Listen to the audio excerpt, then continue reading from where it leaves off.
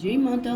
ചരണം ശരണം രമാംബികേ, ചരണം ശരണം ത്രയംബകേ. സ്വയം പരിപൂർണതയ്ക്കും ഈശ്വര സേവനത്തിനുമായി സമർപ്പിക്കപ്പെട്ട ഗൃഹജീവിതത്തിൻ്റെ ക്രമത്തെയാണ് ഗൃഹസ്ഥാശ്രമം എന്ന് വിളിക്കുന്നത്.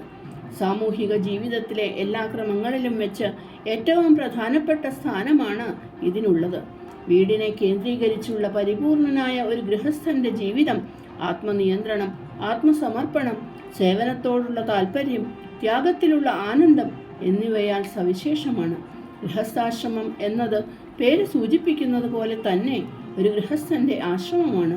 സമാധാനത്തിൻ്റെ ആരാധനയ്ക്കായി സമർപ്പിക്കപ്പെട്ട ഒരു പുണ്യസങ്കേതമാണിത്. ആത്മീയ ശാന്തിയുടെ സ്വർഗമായി ഉയർത്തപ്പെട്ട ഗൃഹം ഒരു വനവാസ കേന്ദ്രത്തിൻ്റെ ഗാംഭീര്യവും ആരാധനാലയത്തിൻ്റെ വിശുദ്ധിയും ഉൾക്കൊള്ളുന്നു.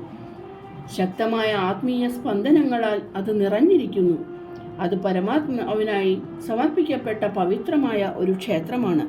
ചരണം ശരണം രമാംബികേ, ചരണം ശരണം ത്രയംബകേ. ജയ് മാതാ.